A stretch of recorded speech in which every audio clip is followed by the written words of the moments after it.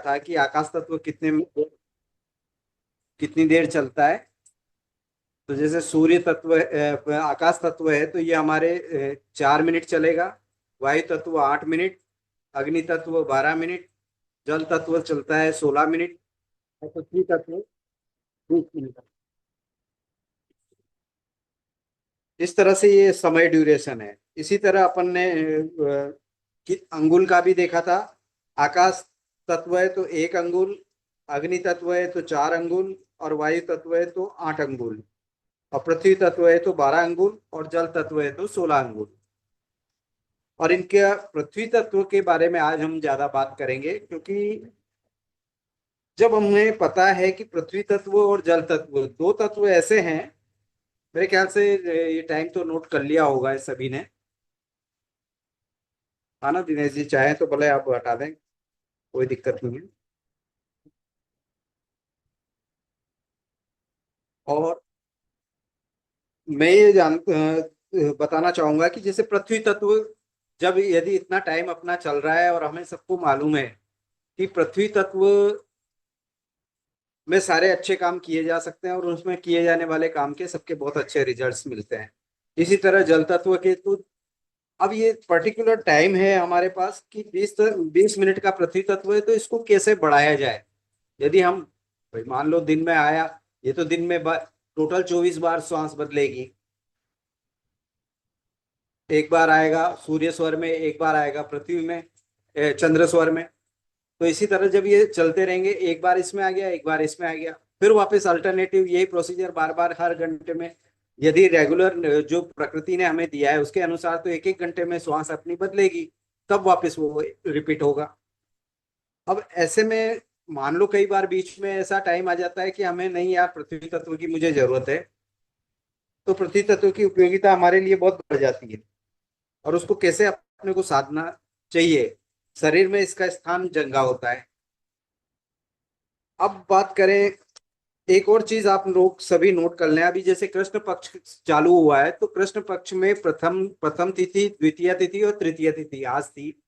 तो इन तीनों दिन वैसे तो मैं कैलेंडर आप लोगों को भेज ही देता हूँ कि किस तारीख को कौन सा स्वर, लेकिन हमें सबको स्वर विज्ञान के से जुड़े हुए हैं तो अपने सबको याद होना चाहिए कि जैसे कृष्ण पक्ष के शुरू के 3 दिनों में सूर्य स्वर चलेगा, उसके बाद के 3 तिथियों में चंद्र स्वर चलेगा, फिर वापस अल्टरनेट सूर्य आ जाएगा।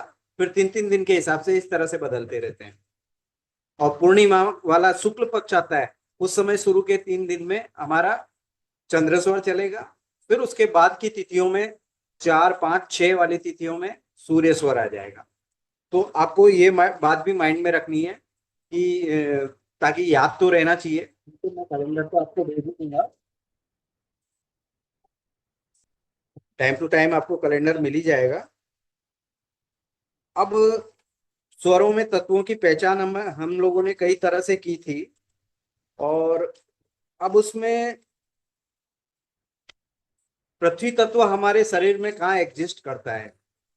मूलाधार चक्र हमारा जो रीढ़ की हड्डी का बिल्कुल लास्ट बॉटम में, जहां जड़ बोल सकते हैं, रीढ़ की हड्डी का बिल्कुल लास्ट पॉइंट, एनस और उन दोनों के बीच में, वहां पे हमारा मूलाधार चक्र स्थित है। बेस बेस है। और पृथ्वी तत्व को माया का स्वरूप भी बोला जाता है, क्योंकि इसमें काम क्रोध लोभ अहंकार ये सारी चीजें वहां ही से उत्पन्न होती है। और पृथ्वी तत्व यदि आपका है अच्छा है तो जीवन में भौतिक सुख भी आपको बहुत सारे मिलने वाले हैं। मतलब एक तो अपने को आइडिया लग जाएगा कि भाई मेरा, पहले तो अपने को कमी होगी तो क्या क्या चीजें नजर आएगी आप लोगों को, कि जब भी कोई पृथ्वी तत्व आपका सुख होगा लेकिन वो अल्पकालीन होगा या शॉर्ट ड्यूरेशन वाला होगा। सिमिलरली कोई सी भी काम को आप कर रहे हो, कुछ दिन तो स्थिर ठीक चल रहा है, लेकिन वो बाद में उसके अंदर स्थिरता बिल्कुल नहीं है। मान लो आपकी किसी से दोस्ती हुई और अभी आप उसे अंतिम लक्ष्य या अच्छी तरह से पहचान भी नहीं पाए, उससे पहले ही आपका ब्रेकअप हो गया। तो यानी कहीं ना कहीं आपका पृथ्वी तत्व कमजोर है रिश्ते में। मान लो आप परिवार में, हम बच्चों की शादियां कर देते हैं, सब कुछ इस तरह से होता है, सब कुछ कुछ दिन ठीक रहता है और कुछ ही दिनों बाद वो रिश्ता टूट जाता है और डिवोर्स की स्थिति तक पहुंच जाता है। तो इसका मतलब ये है कि आपके पृथ्वी तत्व में कमी है, क्योंकि ये सारी चीजें हमारे भौतिक सुख को देने वाली चीजें हैं। और जब भौतिक सुख की चीजें में कमी आ गई, क्योंकि ये हमें सुख देते, अब हो रहा है महसूस लेकिन अपने को सुख नहीं मिल रहा, उसके बदले में हमें दुर्भाग्य हमारे सामने आके खड़ा हो जाता है। अब इसको बढ़ाया कैसे जाएगा? कि जब हम मूलाधार चक्र पे कोई ध्यान करें, मूलाधार चक्र के ध्यान से इसको बढ़ाया जा सकता है। और मूला जो रीढ़ की हड्डी के यहाँ मूलाधार चक्र है, इसका बीज मंत्र होता है लम। और इसका सीधा सीधा कनेक्शन हमारी नोज से होता है, क्योंकि नोज एक अपने आप में एक पिरामिड टाइप शेप में भगवान ने हमें दी है। चाहते तो हमें दो छेद देके भी छोड़ सकते थे वो, लेकिन नोज के अंदर बहुत बड़ा साइंस, बहुत बड़ा विज्ञान छुपा हुआ है। यहाँ पे कई बड़ी बड़ी ग्रंथियां हैं, बड़े यहाँ इस जगह ध्यान करने से कई चीजें हमें आकस्मिक और बड़ी अच्छी चीजें प्राप्त होती है। और नोज का इन सीधा सीधा, क्योंकि कोई भी जिसमें अब पहले अभी इस बात का जिक्र हुआ है हमारा कि कोई भी सुगंध है तो उस सुगंध, भाई भगवान के यहाँ जाते हो तो अगरबत्ती क्यों जला रहे हो? क्योंकि आपका सबसे पहले एक्टिवेट ये वाला पोर्शन होना चाहिए नोज। नोज का पर्टिकुलर कनेक्शन सीधा आपके मूलाधार से है। और मूलाधार में एक कुंडलिनी शक्ति जो प्रकाश रूप में, ऊर्जा के रूप में स्थित है अपने सबकी बॉडी में। मूलाधार चक्र पशुओं में मिलेगा। सिर्फ आकाश तत्व मनुष्य को डिफरेंस करता है, जो आपको एक यूनिवर्स में परमात्मा का ज्ञान प्राप्त करके आपकी चेतना को ऊंचे बढ़ाते हुए परमात्मा से कैसे कनेक्ट हो उसके बारे में आप हासिल कर सकें। और इसीलिए भगवान ने, आपने देखा होगा जितने भी जानवर हैं या जिस तरह के हैं, इनके पास इस तरह के कोई चक्र हैं भी सही, थोड़े दो तीन चक्र भी हैं किसी में, तो वो उनकी रीढ़ की हड्डी आपको जैसे लेटी हुई अवस्था में अपन होते हैं, मतलब 90 डिग्री पे मिलेगी।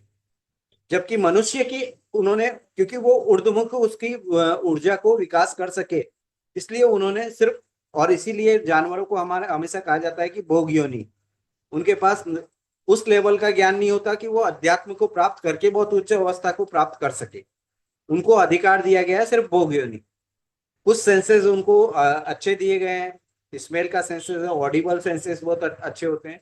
सेंसेस डेफिनेटली हमसे ज्यादा अच्छे होते हैं, उनके उनकी डेसिबल कैपेसिटी अपने से ज्यादा प्रैक्टिकली देखी गई है कि छोटी सी साउंड को भी वो तुरंत सुन लेते हैं, या जो हमें हमारे कान 20 डेसिबल के नीचे नहीं सुन पाते हैं उनको वो बहुत अच्छे से सुन लेते हैं। दूर की चीजों को भी, आर्ट को पहचान जाते हैं।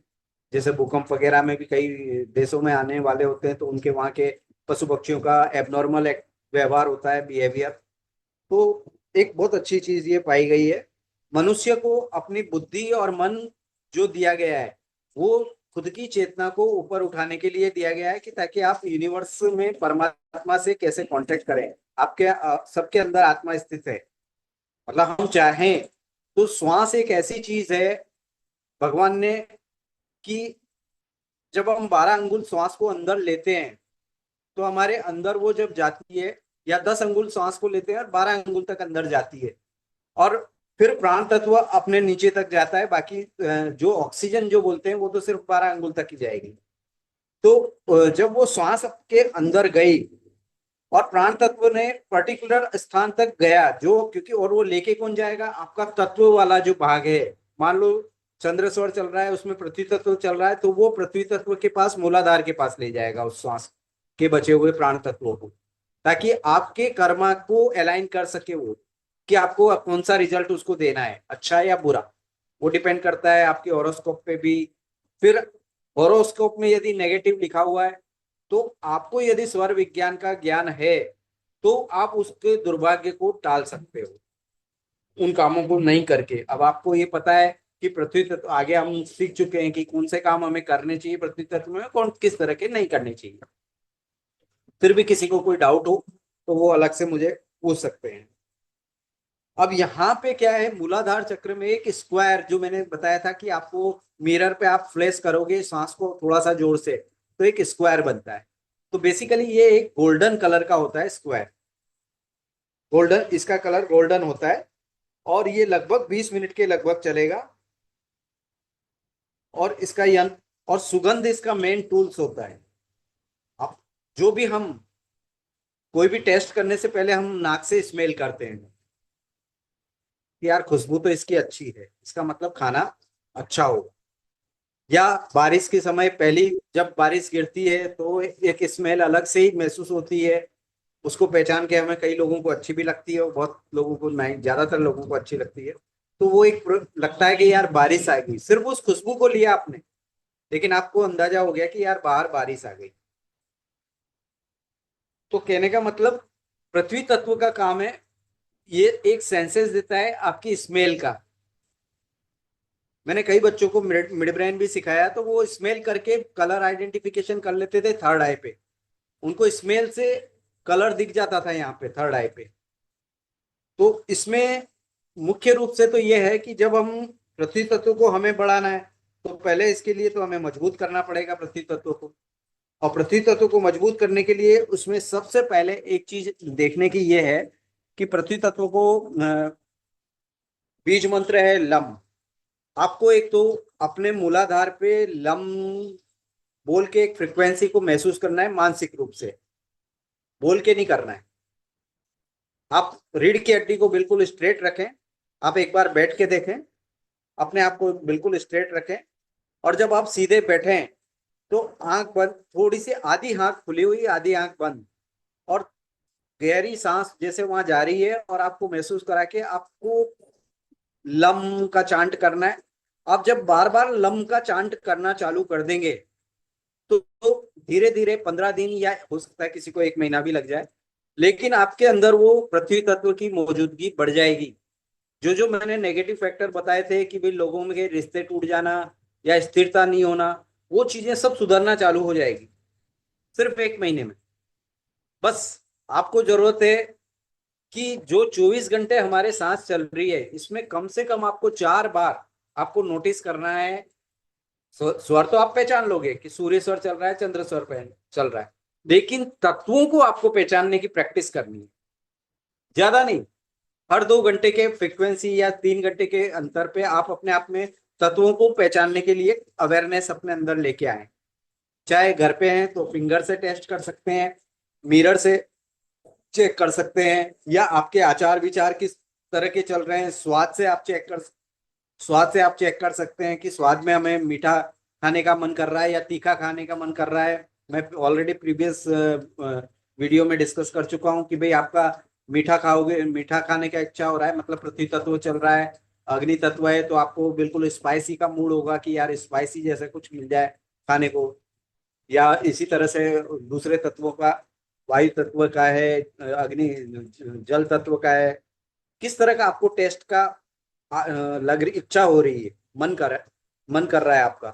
तो आपको उन तत्वों को पहचानने का तरीका तो वो है।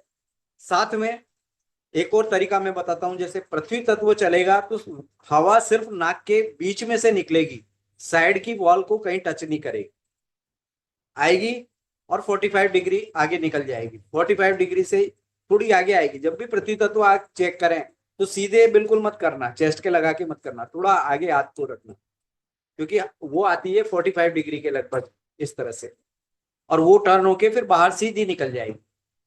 इसी तरह वायु जब आएगी तो वायु आके और साइड में निकल जाएगी। वायु हमेशा जब भी आएगी वो साइड में निकल जाएगी। 8 अंगुल होती है तो आएगी तो 8 से थोड़ी सी कम भी, 4 से 8 के बीच में है, इसका मतलब वायु तत्व है, तो वो निकलेगी साइड में। इसी तरह चंद्र सौर चल रहा होगा तो इस साइड से निकल जाएगी। तो ये तो हमारे तत्वों को पहचानने के तरीके हैं, और अलग अलग तरीके से हमने देखा। और जब आप तो आंख को थोड़ा सा हल्का सा बंद करें, मामूली 50 थोड़ी, और नाक के टिप पे देखने का प्रयास करें। एकाग्रता इस जगह है। यदि आपको किसी को नाक का टिप नजर नहीं आता, दोनों आंखों को जब आप इस तरफ लाके आप नाक को पॉइंट को देखेंगे तो दोनों आंखें इस तरफ, दोनों अंदर की तरफ आएगी और यहाँ देखेगी। तो और देखते हुए उसको ब्रीथिंग करें, और जो ब्रीथ जा रहा है और अपनी अवेयरनेस को इस जगह लेके आ जाए, आज्ञा चक्र पे जिसको बोलते हैं। आज्ञा चक्र पे आपको एक स्क्वायर जो हमने गोल्डन सर्किल मूलाधार का है वहां पे उसको जैसे जैसे आप इस प्रैक्टिस को बढ़ाओगे तो ये एक चमकता हुआ पीले गोल्डन कलर के आपको चीजें दिखने लग जाएगी। हो सकता है धीरे धीरे जब आप ज्यादा प्रैक्टिस कर लो तो खुली आंखों से भी आपको यहाँ पे महसूस होने लग जाएगा। मतलब समझ लीजिए आपका पूरी तरह से पृथ्वी तत्व 100% एक्टिवेट हो चुका है। तुरंत आइडेंटिफाई हो जाएगा आपको, क्योंकि लम लम जितना ज्यादा चैंट करोगे आप, लम लम लम, और उस जगह फील करना है जैसे पानी में कोई कंकर मारते हैं तो उसकी कैसी सराउंडिंग्स वाइब्रेशन गोल गोल रिंग बन जाती है। उसी तरह से आपको मूलाधार के यहाँ हो सकता है आपके एनस और वेजाइना पे एकदम से कॉन्ट्रेक्शन भी हो, अंदर से खिंचाव एकदम से महसूस होगा आपको। जब आप उस मंत्र को उच्चार करोगे तो लम, तो एकदम से वो कॉन्ट्रैक्ट एकदम से वो होंगे। तो इसका मतलब एनर्जी उस जगह वाइब्रेट कर रही है। उससे फायदा क्या होगा? ग्रीड जैसे आपके मन में लोभ आ जाता है, वो चीजें गायब होने, आपको कोई असर ही नहीं होगा उन चीजों का। यार नहीं, ये मेरे लिए ठीक नहीं है, मुझे नहीं करना। कोई भी बात है, गुस्सा गुस्सा बोला जाए तो गुस्सा एकदम से थोड़ी आता है। इसी तरह मान लो सांसों पे नियंत्रण के तो बहुत बड़े फायदे हैं। मैं अभी कहूं कि आप सांस जितनी अपन अभी तो स्वेच्छा से ले रहे हैं और स्वेच्छा से छोड़ रहे हैं, सांस के अंदर इतना बड़ा एडवांटेज है कि यदि आप चाहें तो अपने आप को इच्छा मृत्यु का वरदान भी ले सकते हैं, और सांस को एक तरह से काल पे विजय पाने जैसा काम भी अपने हम कर सकते हैं। वो कैसे? कि आप ले अंदर ज्यादा रहे हो और छोड़ने का काम आपकी धीरे धीरे उसकी लेंथ कम करते जाओ, एक एक अंगुल भी यदि कम करते जाएंगे। और जिस व्यक्ति की सिर्फ एक अंगुल ही बाहर छोड़ रहा है, यदि उसने अपने आप को इतना नियंत्रण कर लिया कि मेरे को तो 500 साल जीना है या 1000 साल जीना है कई बार, लेकिन ऐसे समय में वो जब सांसारिक रूप से सोचेगा तो वो ये सोचेगा कि यार मैं चाहे 200 साल जीऊंगा, 500 साल जीऊंगा, पैसा मेरे पास खूब होगा, मैं खूब भोगूंगा, लेकिन ऐसा प्रैक्टिकली सांसारिक सोचे तब तक होगा। और इसको करने कभी ये तो हर कोई कर सकता है कि बाहर एक ही अंगुल सांस छोड़ना, लेकिन प्रैक्टिकली एक अंगुल सांस छोड़ना इतने इजी नहीं है। आप प्रैक्टिकल क्यों? क्योंकि आपको गुस्सा आएगा या आपके अंदर काम वासना जागृत हुई या कोई भी सब्जेक्ट एकदम से आप किसी सब्जेक्ट को पकड़ोगे, आपकी तुरंत सांसों की रिदम बदल जाएगी। उस सांस गुस्सा आएगा तो पर्टिकुलर लेंथ तक आपकी सांस बढ़ जाएगी, या काम वासना आपके अंदर जागृत हो जाएगी तो भी उसकी लेंथ बढ़ जाएगी। क्योंकि ये एक अपने आप में ऐसा तंत्र है, शास्त्र तो ये कहता है कि जैसे हम समागम के लिए जाते हैं और सूर्य स्वर और स्त्री के चंद्र स्वर चल रहा है, और आपका यदि एजुकेशन नहीं होता है तो वो सबसे उत्तम कोटि का आपने बहुत अच्छी एनर्जी, क्योंकि ऊर्जा उत्पन्न हुई, लेकिन वो प्रकाश को आपने अंदर आपकी चेतना को बढ़ाने में काम में लिया।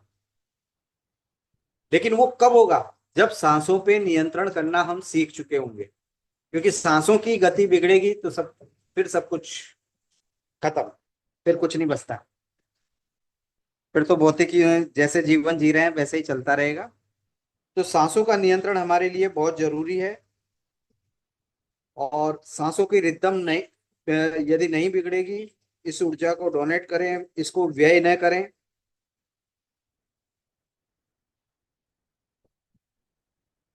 पृथ्वी तत्व को बढ़ाने के ये मुख्य तरीके, ज्यादा सबसे बढ़िया मेडिटेशन, लम तत्व का ज्यादा से ज्यादा चैंटिंग आपको करना पड़ेगा। और बेसिकली जब आप तत्वों को आइडेंटिफाई कर लें और चंद्र स्वर चल रहा है और उस समय यदि पृथ्वी तत्व ही चल रहा है 20 मिनट का, आपको लग रहा है कि लेंथ के हिसाब से आपने चेक कर लिया कि हाँ मेरा पृथ्वी तत्व चल रहा है, इतनी लेंथ का आ रहा है, तो बस उस समय आप जितना मैक्सिमम लम लम लम का चैंट कर सकते हैं जरूर करें। आंख बंद करके करें। लम की फ्रिक्वेंट वाइब्रेशंस को महसूस करना है बॉडी के अंदर। रीढ़ की हड्डी का जहाँ लास्ट पॉइंट है वहां पे एक वाइब्रेशन अलग से बार बार फीलिंग होगी, बार बार आपको लगेगा कि कुछ, हाँ अब कुछ हो रहा है। पर कंडीशन ये है, रीढ़ की बैकबोन आपको बिल्कुल स्ट्रेट रखनी, क्योंकि जहां आपके अंदर झुकाव आ गया आगे की तरफ, आपने बो शेप हो गया थोड़ा सा भी, एनर्जी ऊपर की तरफ नहीं जाएगी। क्योंकि ब्रेन आपकी उन चीजों से एक एक तत्वों से जो आप ब्रीथिंग ले रहे हैं, ब्रेन भी हमारा जुड़ा हुआ है उन चीजों से। क्योंकि ब्रेन का काम ही है एक पर्टिकुलर पृथ्वी तत्व तक जाके आपको किस तरह का थॉट देना है और किस तरह का आपको अच्छा रिजल्ट देना है या बुरा रिजल्ट देना है। तो इसलिए इस अभ्यास को जब हम बार बार करेंगे तो लम तत्व पे एक विजय प्राप्त कर लिया आपने, पृथ्वी तत्व अधिक चलेगा, पृथ्वी तत्व अधिक चलेगा, पृथ्वी तत्व में किए जाने वाले काम जितने भी हैं मैक्सिमम सारे के सारे अच्छे होंगे, तो आर्थिक लाभ हमारे लिए हुआ डिसीजन। आप किसी को समझा रहे हो बहुत प्यार से समझेगा। जब भी हम पृथ्वी तत्व में और चंद्र सौर चल रहा है, आप किसी को समझाओ निश्चित रूप से बहुत अच्छी तरह से आपकी बातों को समझ जाएगा, वो एग्री कर जाएगा कि हाँ यार मैं गलत था और आप बिल्कुल सही कह रहे थे। कई बार ये रिश्ते इसी वजह से बिगड़ भी जाते हैं, क्योंकि हमारे चल रहा है कोई दूसरा स्वर, अब अग्नि चल रहा है या उसमें हम समझाने बैठ गए, कैसे समझेगा, चाहे वो घर का सदस्य ही क्यों नहीं, नहीं समझेगा आपकी बात को। और सुषुम्ना चल रहा है जब, तो बिल्कुल ही नहीं समझेगा, क्योंकि उसको तो एग्रेशन अंदर आ चुका है उसके, वो उस बात को समझेगा ही नहीं। तो आपके जब इन तत्वों तत्वों को हम समझ के अब आगे बढ़ेंगे, तो निश्चित रूप से हमें लाइफ में बहुत बेनिफिट मिलेंगे, प्रॉस्पेरिटी बढ़ेगी, साथ में हमारी लाइफ हेल्थ, बिल्कुल हेल्थ पॉइंट ऑफ व्यू से, क्योंकि हर तत्व का एक बीमारी भी होती है, कि जैसे पृथ्वी तत्व जंगा दे रहा है, लेकिन ये मूलाधार का मार्स प्लैनेट होता है। मार्स प्लैनेट किसको इंडिकेट करता है, हमारे ब्लड को। बोन मेरो कहाँ पे चेक होता है, आप लोगों ने कभी देखा होगा, सुना होगा किसी के ब्लड कैंसर हो गया, तो कहीं यार वो पीछे से बोन मेरो में इसमें ये ऐसा टेस्ट होगा, वो टेस्ट होगा। तो मंगल का वहां पे प्रतिनिधि कर रहा है वो, ग्रहों के हिसाब से। और जब मंगल आपका बिगड़ेगा तो आपके बीपी बढ़ जाएगा, एग्रेशन, एंजाइटी। फिर क्यों, क्योंकि आपके अंदर क्रोध भी उत्पन्न हो रहा है। जो हमारे मुख्य मूलाधार के चार चीजें थी, आपके अंदर अहंकार भी बहुत बढ़ गया। आपने उन चीजों को, क्योंकि हम कुछ नहीं कर रहे, हम सिर्फ हमारी बॉडी में इन सांसों का रिदम को साधना सीख रहे हैं। ये ऐसी बेसिकली एक्चुअल साधना जो आप जाके आपको कोई गुरु कहीं ले जाता है और संन्यास रूपी में कहीं सिखाता है, तो ये सब उस तरह की साधना है, हम घर बैठे कर सकते हैं, ज्ञान तो हमें मिल गया। जब जब जैसे जैसे आपको टाइम मिले इन चीजों को आप करते रहें। तत्व कौन सा चल रहा है, स्वर कौन सा चल रहा है, इसने ऐसी बात की तो इस समय इसका स्वर क्या होगा, खाना किस समय इसको खाना चाहिए, परिवार में बच्चों को या पेरेंट्स को या किसी को भी आप एडवाइस कर सकते हैं कि नहीं इस समय हमें हेल्थ, क्योंकि आपको लग रहा है उसके इस तरह की डिसीज आ चुकी है, तो वायु तत्व की अधिकता होगी तो वो चंचल होगा। चंचलता के साथ साथ वायु तत्व जिन लोगों के कमजोर होते हैं, वायु और अग्नि तत्व, इनके भूत प्रेत, जैसे कई लोगों के आपने सुना होगा कि यार इसके तो हवा लग गई है या ऊपरी विकार है, उन लोगों के इन तत्वों से, क्योंकि उनका वो एलिमेंट बिगड़ा हुआ है। सिमिलरली आपका वायु बिगड़ा हुआ है तो साथ में ये भी हो सकता है आपका थ्रोट से रिलेटेड डिसीज आपके बढ़ जाएंगे, थायराइड बढ़ जाएगा।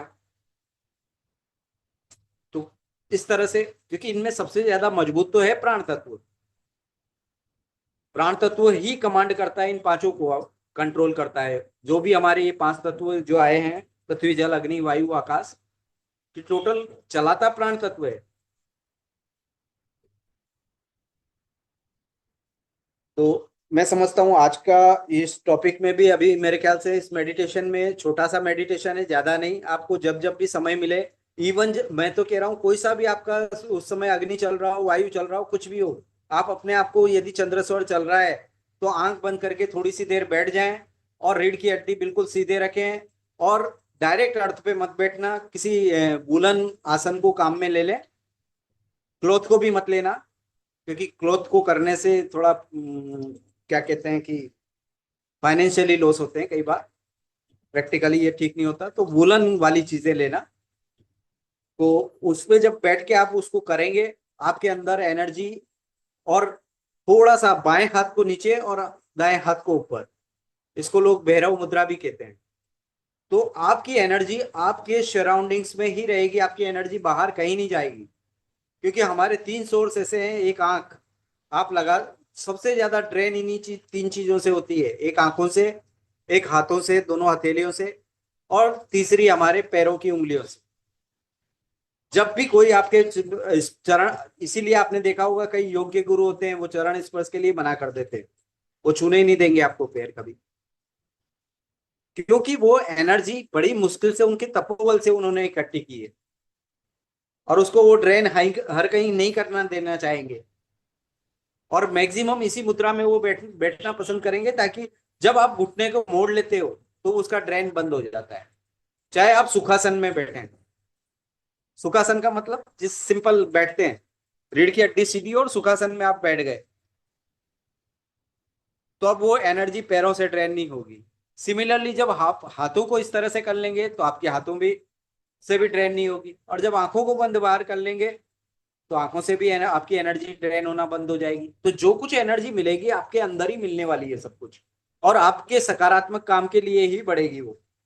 आपने देखा होगा कहीं भगवान महावीर है या गौतम बुद्ध है, या कई तस्वीरों में देखा होगा कि वो आधी आंख खुली रखते थे और आधी पूरी खोल के नहीं देखते थे। क्योंकि जितना आप बार बार आंखें खुली रख के किसी को फोकस्ड बार बार देखोगे, आपकी एनर्जी ड्रेन होगी। और विषय मन को, भाई आंखों का काम है, वो तुरंत बाहर से खींचेगा कुछ उसका, क्योंकि वो सेंस भगवान ने दिया है आपको लिए।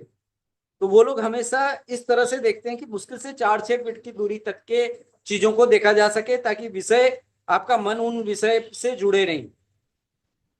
लेकिन आजकल लोग इस चीजों को, आजकल तो दूर दूर तक की चीजों को ठेठ, कई मैंने तो ऐसा देखा है कि दूर दूर तक, जब तक आधा किलोमीटर तक नहीं चल जाए लोग बाग, तब तक घूरते रहते हैं या देखते रहते हैं।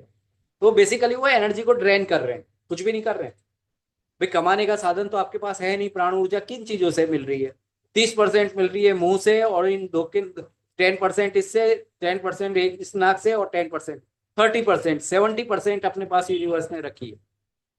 आप सोचो 70% को लेने के लिए हमें कितने जतन करने पड़ेंगे। हाँ, सांसें दी है भगवान ने हमें, अब इन सांसों को जो समझ गया वो यूनिवर्स से योगा, या इसी को बेसिकली योगा बोला जाएगा। वो जो फिजिकल एक्सरसाइज आप करके आ रहे हो इधर उधर, वो इतना योगा कुछ भी नहीं है। वो तो सिर्फ आपकी मसल्स को थोड़े दिन अच्छे रख लेगा, और वो भी एक पर्टिकुलर टाइम तक गए और वापस मसल्स वहीं के वहीं आ जाएंगे, चाहे आप प्रोटीन पाउडर खा लें चाहे कुछ भी खा लें, वो थोड़े दिन बाद वापस वहीं के वहीं आ जाने वाले हैं।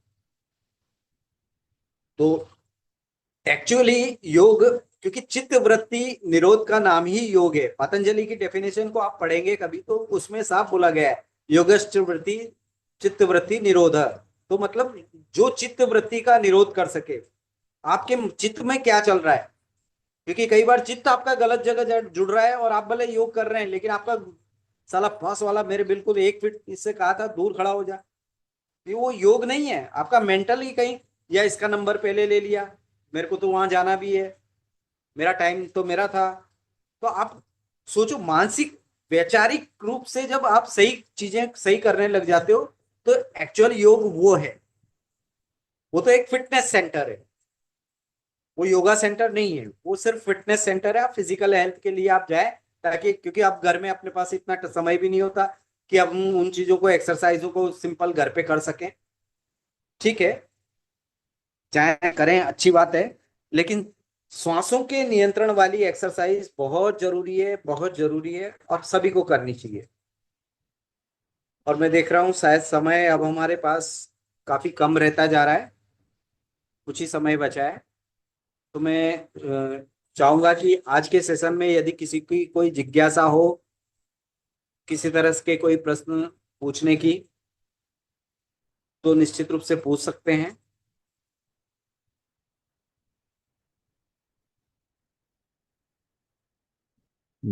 ये जो सर है कि जो ये योग में जो दिखाते हैं अनुलोम विलोम और ये जो है श्वासों के नियंत्रण, तो ये क्या ये भी उसमें कंट्रीब्यूट करेगा? सांसों से रिलेटेड जो भी कर रहे हैं वो सब अच्छा है, क्योंकि वो 72,000 नाड़ियों को पोषण देगा। वो आपकी ऑक्सीजन, जो भी 72,000 नाड़ियां हैं उनको शुद्ध करने में काम आने वाली चीज है वो।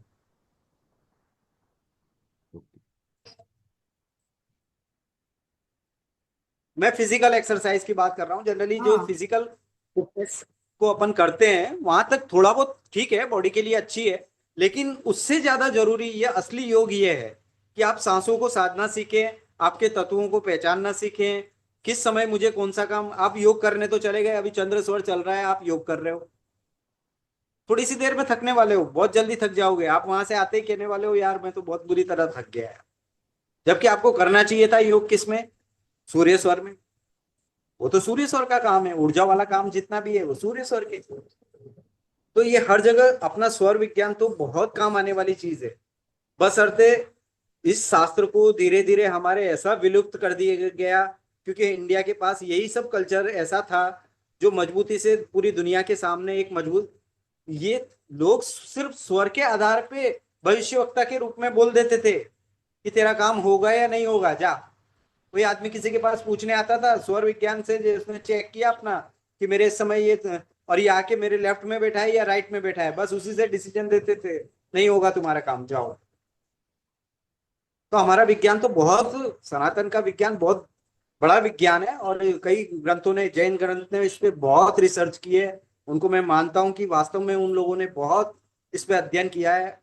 और आज आम लोगों को भी इन सब सब्जेक्ट्स पे समझने की बहुत जरूरत है, और करना भी चाहिए, आगे आना चाहिए, ताकि आने वाली पीढ़ियों को हम कुछ दे के जा सकें।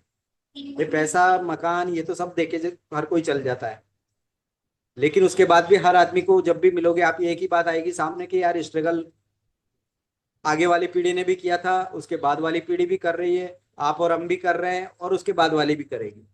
लेकिन स्वर विज्ञान से जिसको जीना सीख लिया, मेरे ख्याल से वो पीढ़ियां मजे ही मारेगी, और पूरे अच्छे से जी पाएगी, समझ पाएगी कि हाँ यार, वास्तविक जीवन हमें बहुत कुछ देके गए हैं, असली विल ये है। वो डॉक्यूमेंट वाली विल था थोड़ी सी इसके सामने काफी फीकी है।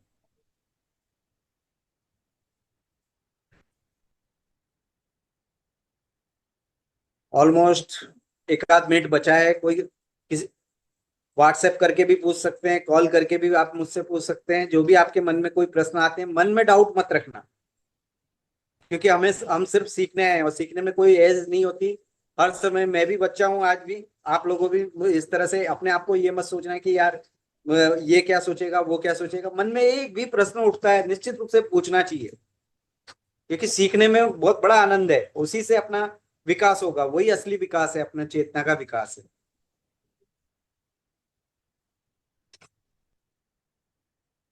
तो ऑलमोस्ट टाइम लगभग हो चुका है आज का। आप सभी को एक बार फिर बहुत बहुत धन्यवाद। अभ्यास करेंगे नियमित रूप से, थोड़ा सा जितना भी समय मिलता है, जब भी समय मिलता है, आप लोग इस चीज को जरूर करें। आप हेल्थ के लिए भी, फाइनेंस के लिए भी अच्छी है, और प्रैक्टिकली लाइफ के लिए भी बहुत अच्छी है। एक बार लेकिन करना आप ही को होगा। ठीक है, धन्यवाद। जय श्री कृष्ण।